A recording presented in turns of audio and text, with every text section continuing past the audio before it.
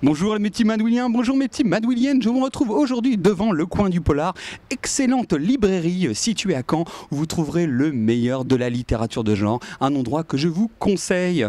Aujourd'hui on va parler de l'oiseau au plumage de cristal, ça tombe bien, c'est un giallo. Le giallo s'est inspiré de romans italiens dont la couverture était jaune et ça a donné des films absolument merveilleux, dont cet oiseau au plumage de cristal signé par Dario Argento. L'oiseau au plumage de cristal, c'est la première réalisation du cinéaste italien. C'est l'histoire d'un écrivain américain qui se retrouve perdu dans une ville qu'il ne connaît pas, une ville italienne, et qui assiste à un meurtre absolument horrible. Mais il ne peut rien faire dans ce meurtre, c'est tout le génie d'Argento. Il se retrouve coincé derrière une baie vitrée. C'est tout le cinéma de Dario Argento qui se retrouve dans cette première œuvre.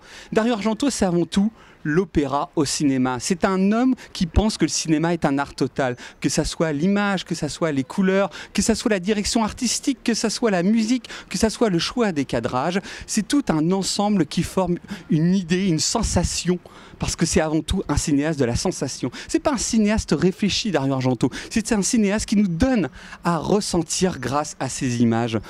J'aime beaucoup l'oiseau au plumage de cristal aussi parce que c'est un grand thriller, c'est une histoire passionnante et on voit qu'Argento a commencé comme scénariste avant d'être réalisateur et même si certains de ses films sont un peu plus faibles scénaristiquement, là l'histoire tient plutôt bien la route. C'est avant tout un plaisir, une sorte de credo, mais un credo version film d'horreur.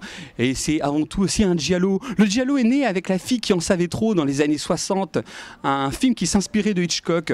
Mais il y a une différence entre le giallo et Hitchcock. Le giallo, c'est la version italienne, c'est la version baroque, c'est la version érotique, c'est la version où des criminels sortent avec des couteaux et poursuivent des jeunes filles. C'est la version sexuée. C'est une version beaucoup plus européenne, beaucoup moins anglaise, où les Anglais sont très puritains. Là, on est vraiment dans le thriller et aussi dans une réflexion sur la place de la femme. Parce que chez Argento, la femme est souvent meurtrière ou victime. Et par contre, moi je suis assez à l'opposé de tous les gens qui disent Argento est un film misogyne. Je leur conseille de regarder Phénoména, qui est un très beau film sur la place de la femme et où l'héroïne est absolument géniale, magnifique.